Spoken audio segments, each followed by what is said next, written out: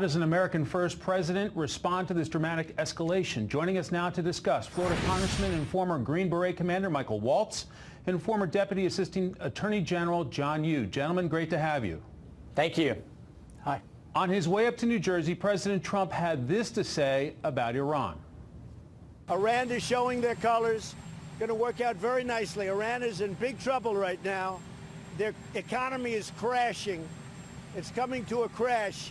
They're trying to bring soldiers back home because they can't pay them.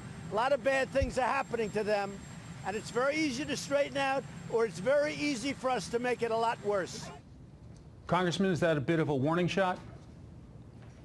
Well, I think the president's clear that the maximum pressure campaign is working. The Iranian regime is desperate and lashing out as it's done in the past. If we look at some of the statistics, their oil exports have dropped from 2.5 million barrels per day to less than 400,000. Their currency is tanking. Their economy is inflating.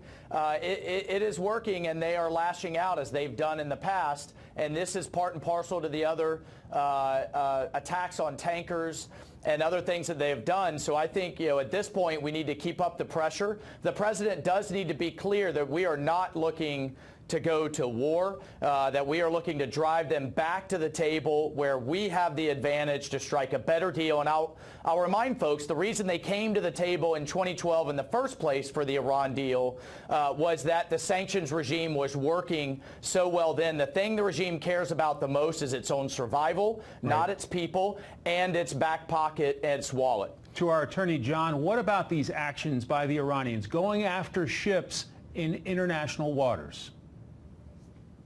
Well, first we should be clear that Iran has committed an illegal act. These British ships were in international waters that everyone in the world recognizes.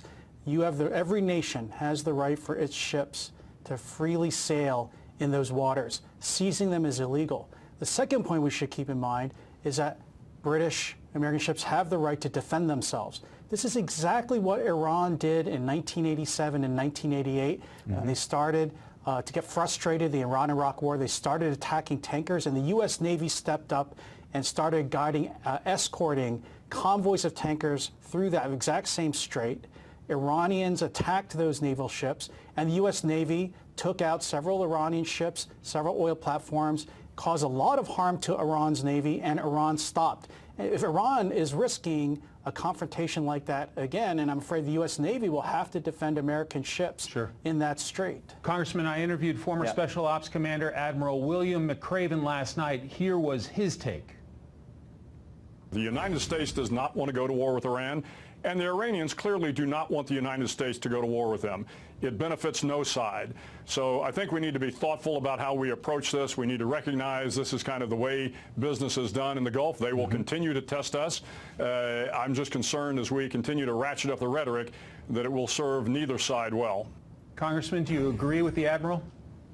Well, I think he's absolutely right in that Iran is emboldened by perceived weakness, and they back down when faced with strength. And I think that's why you saw them back down when we were faced with intelligence a few months ago that they were about to strike Americans in the region. The president sent an aircraft carrier and bombers, and we saw the Iranians back down. What I'm most encouraged about is consistent reports that Iran is no longer able to fund as well the groups like Hezbollah, Hamas, the Houthis, and others. They can't make payroll, and they're having to pull back their operations in Syria and across the region.